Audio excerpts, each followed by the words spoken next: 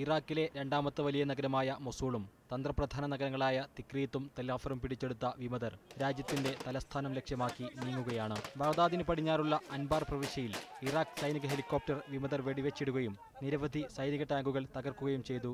ബഗ്ദാദിന് 60 kilometre മാത്രം അകലെയുള്ള ബാക്കൂബ നഗരം ഭാഗികമായി വിമതർ പിടിച്ചതായാണ് റിപ്പോർട്ടുകൾ. എന്നാൽ ബാക്കൂബയിൽ 56 വിമത പോരാളികളെ തങ്ങൾ കൊലപ്പെടുത്തിയതായി സൈന്യം അവകാശപ്പെട്ടു. ബഗ്ദാദിന്റെ വടക്കൻ പ്രവേശന കവാടമായാണ് ബാക്കൂബ അറിയപ്പെടുന്നത്. അതോടൊപ്പം പുതിയ സംഭവവികാസങ്ങൾ സുന്നി ഷിയ സംഘർഷത്തിന്റെ മൂർച്ചയും വർദ്ധിപ്പിക്കുകയാണ്. ആയിരക്കണക്കിന് ഷിയ യുവാക്കളാണ് സൈനികരോടൊപ്പം വിമതരെ നേരിടാൻ രംഗത്തിറങ്ങിയിരിക്കുന്നത്. കർബലയടക്കമുള്ള ഷിയ പുണ്യസ്ഥലങ്ങളും വിമതർ ലക്ഷ്യമിടുന്നുണ്ട്.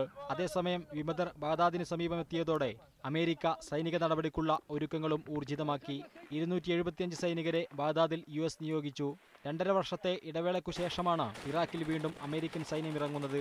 ഇറാഖിൽ ഭീകരരുടെ കൂട്ടക്കൊല കണ്ടില്ലെന്ന് നടിക്കാനാവില്ലെന്നും സൈനിക ഇടപെടലിന് മടിക്കില്ലെന്നും അമേരിക്ക നേരത്തെ വ്യക്തമാക്കിയിരുന്നു. ഏതായാലും വിമതർ ബഗ്ദാദിലെത്തിയാൽ ഇറാഖിന്റെ ചരിത്രത്തിൽ വീണ്ടുമൊരു വലിയ രക്തച്ചൊരിച്ചിലിന് അത് ഇടവരുത്തും. News desk, media 1.